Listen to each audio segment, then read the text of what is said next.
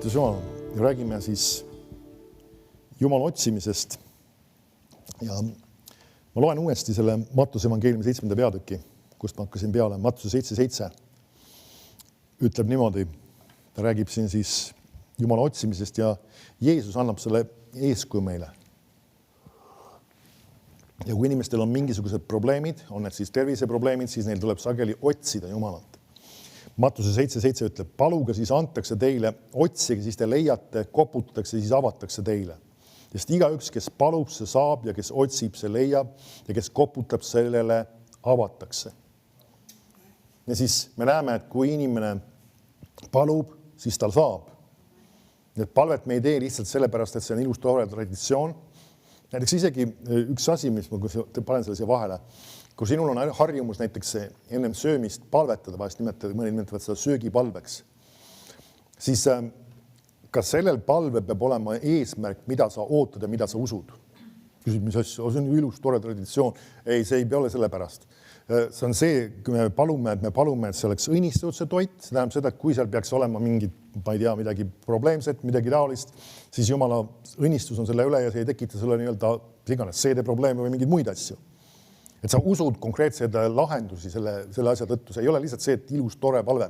Me ei peaks üldse kunagi tegema palvet ainult kombe pärast.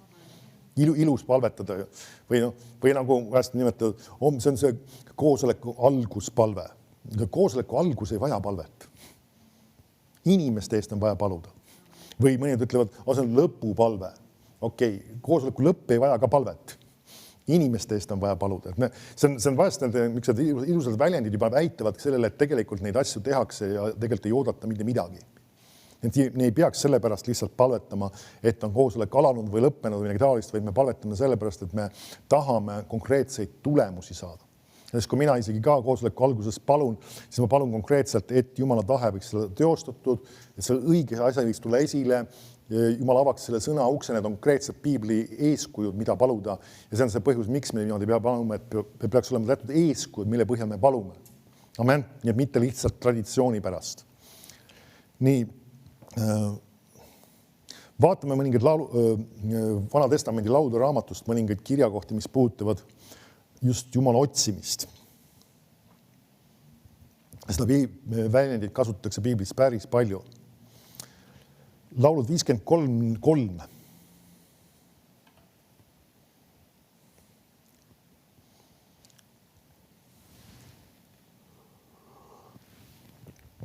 Ja see, et see Vanas Testamendis ei tähenda seda, et see nagu oleks tänasel päeval ebaoluline. Ta ütleb, et Jumal vaatab taevast inimlaste peale, et näha, kas on mõistlikku kedagi, kes otsib Jumalat. Kas sa märkad, kas on mõistlikku? Et kui sa tahad olla mõistlik inimene, ehk siis mõnes mõttes võiks öelda ka tark inimene, siis sellega peaks kaasnema see, et sa otsid Jumalat. Nüüd üks asi ka, kui ma kasutan seda väljendit otsima, siis see räägib ka sellest just, et sa paned nii-öelda maha selle positsiooni, ma tean kõik, ma tean, mis peaks tegema, ma tean, mismoodi peaks tegutsema. Nüüd see on üks viga, mis vahetevahel inimesed ka just seoses tervenemisega teevad, et kuna neil on mingisugune informatsioon olemas, kuidas tervenemist kätte saada ja kuidas seda vastu võtta ja nad arvavad seda, et nagu öeldakse, nüüd kui ma selle printsiibi rakendan, tulemus tuleb. Aga iva ongi selles, et me vahest peame minema Jumala ette ja saama selle vastuse Jumala käest just, mis meie peaksime tegema. Ja vahetevahel Jumal ei ütle, et sa tee seda, mis sa oled harjunud tegema, vaid ta annab sulle hoopis teistsugused juhised. Ja vahetevahel juhib mingisugusele asjale tähelepanu, mis on võib-olla su elus korrast ära. Võib-olla tuletab sulle meelde mingisugune suhe või ütleme konkreetse inimesega, mis on korrast ära, mis on konflikt õhus, mine seal see asi korda. Ja kui see asi korda ei saa, siis nii kaua, nagu öeldakse, see lahendusi ei pruugi tulla. Nüüd või vahetevahel võib olla ka mõningad asjad, mis me, üks tarkus on ka tegelikult seda jälgida, mida me räägime. Just ka selles mõttes vahetevahel me anname hinnanguid mõnele, kas Jumala sulasele, mõningatele asjadele, mis keegi on teinud või öelnud. Ja see võib olla üks asi, mis võib olla meie jaoks takistuseks. Et mingi ime või asi ei sünniks ja vahest on vaja lihtsalt meelt parandada selle kohtas, et Jumal, anna mulle andeks, ma andsin sellele inimesele hinnanguid, nii-öelda kritiseerisin või halvustasin teda, aga see ei ole minu asi sellega üldse tegeleda. Ja tegelikult üks tarkus on see, meie asi ei ole üldse kedagi kritiseerida. Nüüd saame aru, kui keegi on vaimuliku juhi positsioonis, siis teatud kontekstis tal on vaja vahest mõningaid inimesi korrigeerida. Ja vahel on vaja ka või mõningaid asju või isegi võib-olla avalikult isegi välja tuua. Sest me näeme ka Paulus, ta tõi välja konkreetseid inimesi, nende probleeme, kes nii-öelda olid tekitamas kas probleeme või lõhesid või valeõpetust levitamas, ja ta nimetab konkreetselt ja korrigeerib neid asju avalikult. Nüüd see situatsioonis on see vajalik. Ja see ei olnud see, et ta lihtsalt halvustas neid inimesi. Ei, see ei olnud see oli vajalik lihtsalt. Nii et me peame aru saama, teatud situatsioonis on vaja inimesi korrigeerida. Teatud mõttes on ka vaja nii-öelda õigel viisil nagu ka kohut mõista. Mõni ütleb, et me ei tohiks teiste inimeste üle kohut mõista. See on üldreeglina, aga on teatud situatsioonid, kui me peame nagu öeldakse Jumala plaani ja Jumala tahte kuulutama välja, aga samas, kui ütleme vaimuliku juhina, sul tuleb vahest asjadele anda hinnanguid. Et me näeme, Paulus tegi seda teatud situatsioonides väga konkreetselt ja väga karmilt isegi. Nii, vaatame veel, mida laulude raamat 34.5 ütleb. Jälle räägib Jumala otsimisest.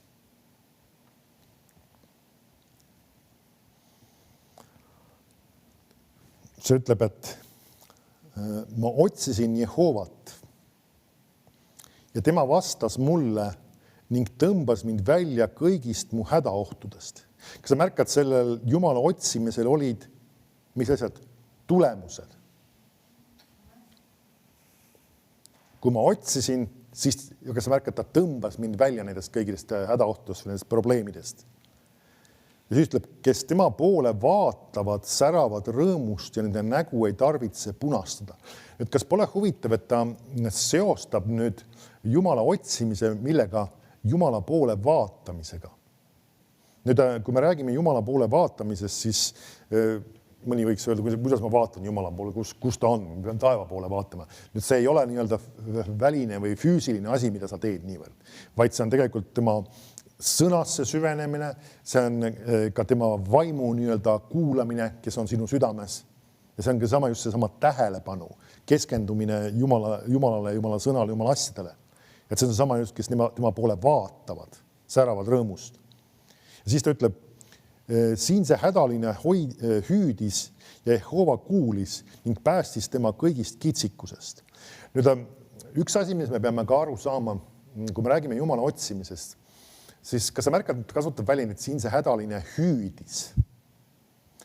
Nüüd küsimus ei ole selles, et me peame nagu oleks väga lärmakad või häälekad olema, kui me Jumalaga suhtleme, aga see näitab tegelikult meie tõsidust ja meie nii-öelda ka seda innukust selle asja juures. Vaata vahel inimesed nagu öeldakse, kui nad lähevad Jumalaga suhtlema, ütlevad, et oleks hea, kui sa Jumal annaksid mulle selle lahenduse, see vajaks mul lahendamist. Ja selles ei ole nagu öeldakse seda innukust, selles ei ole nagu positiivses mõttes, selle juures peaks olema ka isegi mitte, ma ei mõtle seda kuidagi halbas mõttes, et sa nagu oled kõigest loobunud nagu meeleheide või niisugune nagu igatsus ja tahe saada lahendust. Ja see on see sama vahest, mis mõni inimene peab nagu öeldakse tegema, et ta lihtsalt on palvetanud, Jumal, aita mind selles asjas. Ei, sul tuleb paluda, isa, ma vajan abi selles asjas. Saad aru, neil on kaks eri asja. See on just seesama hoiak ja see hüüdmine mõnes mõttes või Jumala järgi igatsemine ja lahenduse otsimine. Ja meil on vaja vahest sellesse samasse hoiakusse sisse minna, nii-öelda, sisse astuda. Sest vahest mõned inimesed ei näe lahendust ennem, kui nad ei ole nagu öeldakse seda innukust ja seda tõsisust selle asja juures käivitanud. Sest kui see on lihtsalt üks pinnapealne, midagi teeme lihtsalt ära, ütlesime ühe palve, lahendus ei pruugi tulla. Ja sellepärast ta ütlebki just, et siin see hädaline hüüdis ja Jehova kuulis. Mitte see, et Jumal oleks kurt olnud, et sa pead hüüdma, vaid iva oli sellest, see väljendab just seda, et see hädaline tahtis lahendust saada tõsimeeli. Ja sellepärast ta hüüdis. Ta lihtsalt ei teinud midagi kombe pärast. Ja siis ta ütleb, et Jehova ingel 8. salm on leerina nende ümber, kes teda kardavad ja ta vabastab nad. Et ta toob mis asja, ta toob Jumala inglite tegevuse sellesse samasse teemasse sisse. Nüüd see on üks omaette huvitav asi, mis tegelikult me peaksime seda uurima, kui sa tol ajal, kui ma rääkisin koguduses inglitest ja ütleme inglite tegevusest, siis ma soovitan seda aeg-ajalt üle kuulata seda seeriat. Sest et see on asi, mille suhtes liiga vähe kristlased, nagu öeldakse, on teadlikud inglite tegevusest ja ütleme ka rakendavad oma usku selle suhtes. Sest et kui sa vaatad apostlite tegudes, siis sa võid näha seda, kuidas seal on väga palju inglite tegevust. See on üllatavalt palju neid. Ja me näeme, kuidas see tolleaegne kogudus kogu aeg viitab sellele ka, isegi kui näiteks Peetrus tuleb sinna vanglast välja, nii-öelda üleloomulikult Jumala ingel toob ta välja jällegi, kes pole huvitav, ja tuleb sinna värava taha, siis need, kes seal on palvetamas, nad olid mõnes mõttes nagu, võiks öelda nagu ebakindlad oma asjades. Ja kui neile öeldakse, et Peetrus on seal värava taga, siis mis sa jampsid, see on tema ingel. Kas sa märkad, nüüd, kus sa võiksid sükse idee peale tulla? Sa oled palvetamas koos ja nüüd, kui seal keegi on värava taga ja loogiliselt nagu tunduks, et see inimene justkui ei saaks selle värava taga olla, siis järgmine variant on see, et on tema ingel. Nagu öeldakse, miks pärast nad niimoodi ütlevad, sellepärast, et neil on nii palju kokkupuuteid olnud inglitega. Nüüd see tasakaal on muidugi see, et me ei otsi inglitega kokkupuuteid, me ei palu, et Jumal näita inglit või ma tahan mingeid kogemusi saada, see ei ole piibelik seda teha. Aga siiski me peame oma usku rakendama ja seda peaks palju rohkem olema toimumas. Amen. Ja meil on siin, mõningaid juhtumeid olnud, kus Jumala ingel on toonud ka inimesele organi. Seesama tunnistus, mis me siin jagasime Võrusse naisterahvas Reet, kes oli ka koosolekut vaatamas ja mul tuli tunnistus just, et Jumala ingel astus ruumi sisse ja tal olid siseorganid käes. Ma täpselt ei oska öelda, mis seal oli, sest ma ei ole selle spetsialist, see oli sõna, mis ma teadsin just seedimisega seotud. Tal olidki erinevad probleemid ja Jumala vägi tabastada just selle sama ja ma palusin täiesti, kuidas see niimoodi toimub. Vaimusfääris ei ole distantsi. See, et ta oli samal ajal kuskil Võrus ja see võib siit nagu öeldakse sellisel kombel toimuda, Jumal teeb sükst asja. Ja see on ka inglite teenistus, sest nad on teenijad vaimud läkitud abistama neid, kes õndsuse pärivad. Et see on asi, mida me peaksime uskuma ja rakendama usku selles, et sinuga endaga on kaasas kaitseingel püsivalt, samuti ka Jumal võib tervenemise juures nii-öelda kasutada ka ingleid, nüüd igaks juhuks täpne olles, ingel ei tervenda, aga ta võib vahendada Jumala tervendavat väge. Jumal on see, kes tervendab, see on püha vaimu vägi. Aga sellisel kombel Jumal tegutseb, meil on piiblis olemas see näide, kuidas Petsata tiigi juures taga segas seda vett ja kui see, kes esimesena sinna sisse sai terveks. Me näeme, kuidas see tervendav vägi mingil kombel siis ingli vahendusel pandi sinna sellesse vee sisse. See on väga huvitav tegelikult asi, aga selline asi juhtus. Et vahetevahel Jumal võib sellisel kombel teha nii-öelda asju. Nii, aga vaatame, mis siin oli siis. Jehova ingel on leerina nende ümber, kes teda kardavad ja vabastab nad. Maitske ja vaadake, et Jehova on hea, õnnis on mees, kes tema juures pelgupaika otsib. Kartke Jehovat teie pühad, sest neil, kes teda kardavad, ei ole millestki puudust. Noored lõukoeradki närbuvad ja on näljas, aga kes Jehovat otsivad, neil ei puudu mingid head. Kas sa märkad, millega ta nüüd seostab selle Jumala otsimise? Sellega, et sul ei puudu mitte mingid head. Me näeme, et tegelikult siis ka see ilmselgelt puudutab kindlasti materiaalseid asju, aga see puudutab ka tervenemist.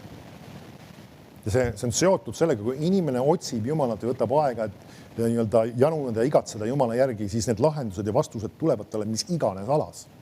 Aga see nõuab seda, nagu öeldakse, just seda hoiakut. Ja see on tegelikult, see laul väga palju just kirjeldabki seda, mis see Jumala otsimine välja eneses sisaldab. Just see sama, et see on üks ka mõnes mõttes hüüdmine, see on Jumala ette minemine ja tõesti igatsemine ja lahenduste otsimine. Amen. Nüüd vaatame Jesaja 40 ja 28. Nüüd üks üsna tuntud salm või salmid.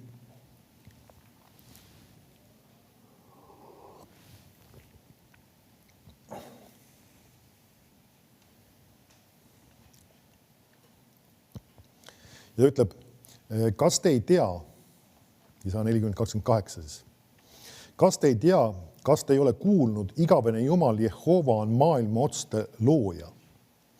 Tema ei väsi ega tüdi, tema mõistus on uurimatu. Tema annab väsinule rammu ja jõuetule palju jõudu. Poisid väsivad ja tüdivad küll, noored mehed koguni komistavad. aga kes ootavad Jehovat, saavad uut rammu, sest need tõusevad tiibadega üles nagu kotkad, nad jooksevad ega tüdi, nad käivad ega väsi. Nüüd üks oluline element on siin, mida siis on tõlgitud meil siin, kes ootavad. Nüüd, kui sa otsid selle algteksti sõna välja, siis erinevaid tõlkeid vaadates võiks samamoodi tulemusteni jõuda. Seda sama sõna võib ka tõlkida kui otsima ja ka igatsema. Siis kes ootavad ehk otsivad ja ka igatsevad Jehova järgi siis või Jehovat, saavad uut rammu. Ja me näeme seda, et tegelikult Jumala otsimine toob mis asja jumaliku jõu ja varustuse sinu ellu. See toob ühe värskuse. Me teame seda, et võõrastes keeltes palve on väga oluline asi, aga me näeme seda, et kui sa oled ühe otsiva hoiakuga, otsid Jumalat, siis see toob sinu ellu värskuse. Ja just see, et kui sa oled nagu mingil kombel tühjaks väänatud või kurnatud, tühjaks jooksnud, siis see on see, mis toob sulle jõudu. Ja meil peab olema see harjumuspärane asi, mida me teeme. Vaatame korra veel, lähme laulud 63.2. Vanas testamendis on päris palju selliseid kirjakohti, mis sellega tegelevad.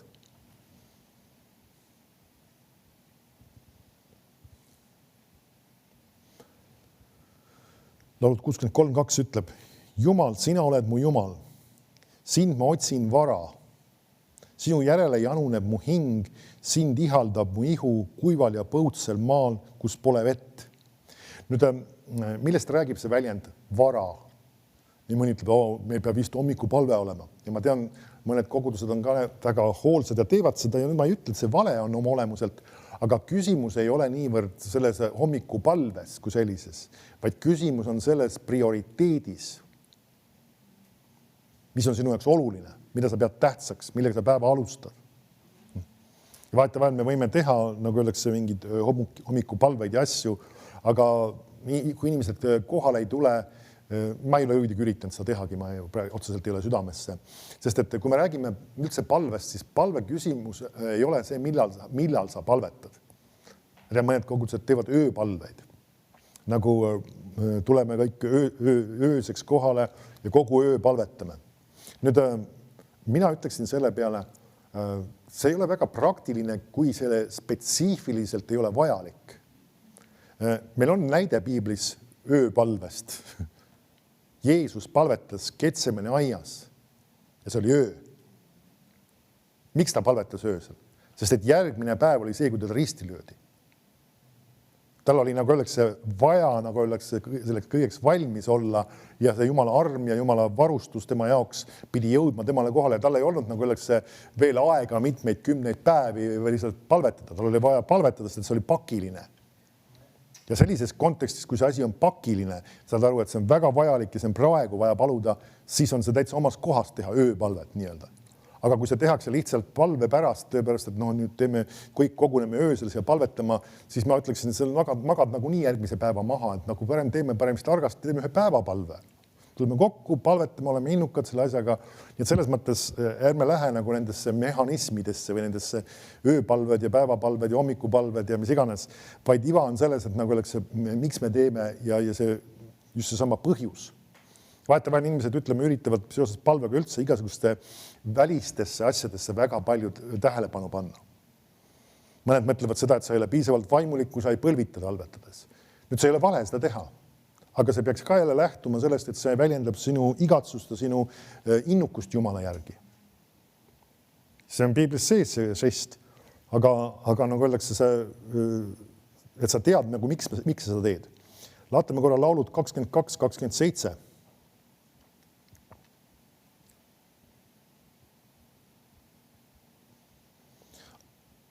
2.27 ütleb, alla heitlikud saavad süüa ning saavad kõhud täis. Jehovat kiidavad, kes teda otsivad.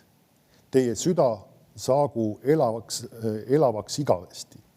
Kas sa märkad jällegi, millest ta räägib? Jumala otsimisest. Ma loen siin veel paar tükki. Laud raamatu 27.8. Laud 27.8 ütleb. Minu sõna on see, mida mu süda ütleb. Otsig mu palet, siis ma otsisin Jehova sinu palet. millest ta tegelikult räägib? Ta räägib ka sellest väga paljust, et ta ka nagu tunnistas ja õhutas ennast üles seda tegema. Nüüd saame aru, see on teatud kontekstis, see nõuab sinu aega, see nõuab aja reserveerimist, see nõuab aja kõrvapanemist, see nõuab ka sageli seda, et sa mingid asjad näetad nagu kõrvale ja mingid asjadega sa praegu ei tegele. See ongi seesama vahetevahel, see otsimine just ongi see, et ma panen kõik muud asjad kõrvale. Ja see on meil asi, mis me peame tegelikult ka harjutama. Tänasel päeval meil on väga palju nii-öelda, kuidas me ütleme siis, meediat, mis üritab uksest ja aknast sisse tulla ja tegelikult ta lihtsalt ise ei tule muidugi. Sina lased seda sisse. Ja sa pead, nagu öeldakse, seda sageli valima ja ajastele enda jaoks kas välja lülitama, kõrvale panema. Sest näiteks isegi mõningad asjad, ma annan sulle mõningad praktilised soovitused, et nagu öeldakse, ütleme, ma nimetan seda meediaks, see ei ole olnud meedia tegelikult, see on väga palju igast muud sükest nii-öelda, ma nimetaksin müra. Kui sul on mobiiltelefon, siis ma ei tea, sa oled märganud, see on täiesti praktilised soovitused, see ei ole nüüd ühtlaselt jumala sõna, siis kui sa paned uue äpi endale mobiiltelefoni, siis enamasti on niimoodi ehitatud ülesse. Kui sa selle installeerid endale, siis plaksti automaatselt kohe nii-öelda vaike valikutena, tal on igasugused märguanded peal. Kui sa paned mis iganes, ma ei tea, esimest korda endal Messengeri näiteks mobiili, siis kohe tal on kõik märguanded peal, see, et ta nagu oleks, nii kui keegi sõnumi kirjutab, kohe ta teeb plinn ja mingisugune ümmargune aken hüppab sulle ülesse ja tegelikult kõik, enamus teistega on ka samamoodi. Ja kogu aeg nad tahavad kõik sulle märku anda. Ja kui sa ei võta neid märguandeid maha, siis juhtub sulle lõpuks see, et sinu mobiil muud ei teegi kogu aeg ainult plõnnib ja plärtsub ja teeb midagi, annab sulle kogu aeg märku. Et sa pead enda jaoks tegema kindlaks, mis on sinu jaoks olulised, mida sa pead teadma. Ja mina olen võtnud enda jaoks suurema osa nendest märguannetest maha. Ja sa ütled, no aga mõni inimene tahtis mulle midagi kirjutada. Nüüd, kui me ütleme selle peale, me ütleme paljud üles kasvanud niimetud nõukogude ajas, kus telefon oli juhtme küljes ja seina küljes kinni. Ja kui kellelgi tahtsid helistada, siis ta pidi olema kodus, selles samas kodus, kus tal telefon oli seina küljes selle juhtmega kinni, sellel kellaajal, kui sina helistasid ja saadi ka niimoodi hakkama. Ja paljudel ei olnud üldse midagi taskus kaasas. Lapsed läksid õue mängima ja polnud mingisugust telefoni kellelgi kaasa ja elati ja mitte midagi ei juhtunud. Et ei ole sükest asja olemas, et nagu oleks see inimene peab selle asja nüüd saama, sa pead selle saama sekundi pealt kätte ja sa ei pea ka kõigile asjadele kohe sekundi pealt vastama.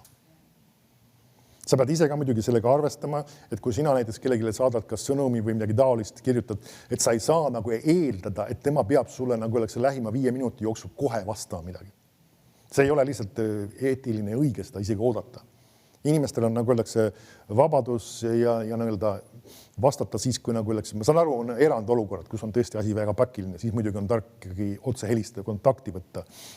Aga siiski ära lase teatud asjadele ennast liiga palju häirida. Võtta igasugused plinid ja plõnnid maha või vähemaks teie neid kindlasti vähemalt. Mõned asjad võib-olla on mõttekas jätta, aga mõned asjad mitte. Minu telefon ei plärtsu üldse eriti palju igasuguste asjade peal. Ma võtan kogu aeg neid asjandused maha ja kui mul on vaja, siis ma vaatan, mis seal siis on või mis iganes. Aga et see on selline tarkus tegelikult, et sul oleks nagu oleks rahu liiga palju lisamüra ei oleks nagu oleks juures. Vaatame korra laulud 77:2.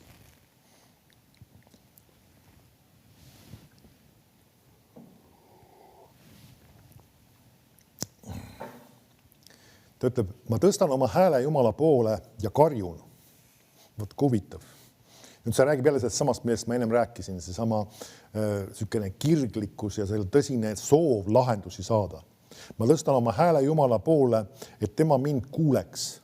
Oma kitsikuse ajal ma otsin issandat, mu käsi on öösel õieli ega tüdi ära, mu hing ei lase ennast rööstida, ma mõtlen Jumalale ja oigan, ma mõlgutan mõtteid ja mu vaim nõrkeb, seela.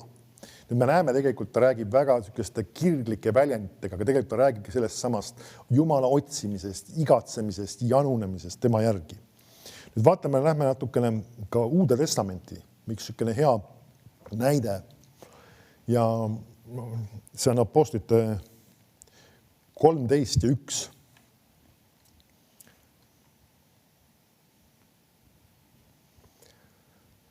Ja siin me näeme nüüd Jumala otsimist mingis mõttes või ühte nii-öelda variatsiooni sellest, võiks öelda.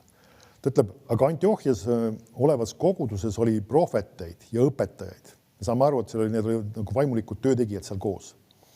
Barnabas ja Siimon, keda hüüti Nigeriks ja Luukius Küreenest ja Maanaen, kes 4 vürst Herodesega ühes oli üles kasvatatud ja Saulus. Nüüd üks asi ka, siin on meil eeskuju näide sellest, et vahetevahel me peavad olema koosolekud, mis on reserveeritud mingile teatud kas kutsega või teatud ülesannetes olevatele inimestele. Nii et vahetevahel kõiki koosolekud ei ole avatud kõigile inimestele, ka isegi koguduse sees, selles ei ole midagi valet. See ei ole see, et nagu teised inimesed on halvad või teised inimesed on head, see sõltub lihtsalt nende inimeste kutsest ja rollist ja nende ülesannetest.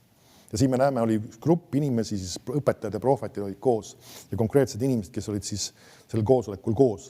Ja siis ütleb, et mis nad tegisid. Kui need issandad teenisid, nüüd ma teen kohe pausi, mis see tähendab?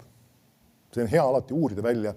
Nüüd, kui sa hakkad otsima välja, siis see väljend tegelikult on see sarnane väljend, mida kasutatakse ka Uues testamendis viidates Vana testamendi preestri teenistusele. Ja viidates selle, mida nemad pidid Vanas testamendis siis tegema, nemad tegid praktilisi asju, tõid neid ohvreid ja erinevad asjad, mis nad seal pidid siis kõige juures tegema. Et see kogu see preestri teenistus, see oli sama, nad teenisid issandat. Nüüd ta toob selle Uude testamenti, nüüd siin nemad ei toonud ohvreid, ma ütlen siis füüsilises mõttes, aga nad teenisid issandat, nad tõid siis, nagu öeldakse, Piibel räägib meie kiituse ohvrist. Me võime aimata sellest, et see sõna viitab tegelikult nii palvele, kiitusele, ülistusele ja ka Jumala otsimisele ja ootamisele. Et seal on väga palju erinevaid asju seal koos. Ja sellepärast ta nimetabki seda issanda teenimiseks. Ja see ütleb ja paastusid. Nüüd me näeme, et ka sellele on liidetud juurde ka paastumine, see oleks eraldi pigem teema, aga tegelikult see paastumine on selle jaoks, et olla tundlik Jumalale. Mitte selle jaoks, et justkui piltlikult Jumala kätt selja taha väänata ja näidata, et ma nälgin, sa pead mulle nüüd lahenduse andma. Et see ei ole see põhjus, miks sa paastud. See on selle jaoks, et su ihu võiks olla nii-öelda pandud vait ja et sa võiksid kuulda, mis Jumal on ütlemas. Ja see on seesama, mis nemad teevad selles situatsioonis. Ja siis ta ütleb, siis ütles püha vaim. Nüüd me ei tea täpselt, kuidas see püha vaim nagu nii-öelda ütles. Võib arvata, et keegi rääkis selle prohvetliku sõnana välja. Ta ütleb, eraldage mulle Barnabas ja Saulus tööle, milleks mina nad olen kutsunud. Siis nad paastusid ja palusid Jumalat ja panid oma käed nende peale ja saatsid nad teele. Nüüd me näeme, nad panevad ennast sellesse kohta, kus nad võisid teada nüüd, et nagu öeldakse, nüüd on selleks asjaks aeg. Sest me saame aru, et tegelikult see viitab ka sellele, siin on, kui sa vaatad siin huvitavat asja, mis siin on, see sõnastus on väga huvitav. Eraldage mulle Barnabas ja Saulus tööle, milleks mina nad olen kutsunud. Kas sa märkad, mis ajavorm see on? Ta ütleb, milleks mina neid praegu kutsun. Ei, milleks mina neid olen kutsunud. Järelikult me võime sellest suhteliselt kindlalt öelda, et Paulus ja Barnabas olid juba sellest asjast ka teadlikud. Jumal oli nendele ka rääkinud nende südamesse. Ja nüüd ta kinnitas seda arvatavasti siis ühe prohveti kaudu seda sama asja, seda kutset. Ja samas sellega tuli kaasa ka see ajastus. Nad teadsid, et see on nende üles, nende roll, aga nagu öeldakse, nüüd tuli see hetk, kus oli ajastus, millal see toimub. Ja see on ka üks asi, vahel me võime kogeda, mis Jumal tahab, et me teeksime, aga me peame teadma seda ajastust. Et see on väga oluline tegelikult. Ja me näeme siin siis nüüd, nad loovad keskkonna, kus Jumal saab rääkida. Mismoodi just seesama Jumala otsimise, Jumala kiituse. Ja see on sama, mis sina pead vahest ka tegema, et saada need vastused, minema Jumala ette, see sisaldab eneses palvet, see sisaldab Jumala kiitmist ja sageli sa saad selles kontekstis ka vastused nendele küsimustele, mis sul on selle tervenemise koha pealt, mis sa vajaksid. Aamen ja aamen.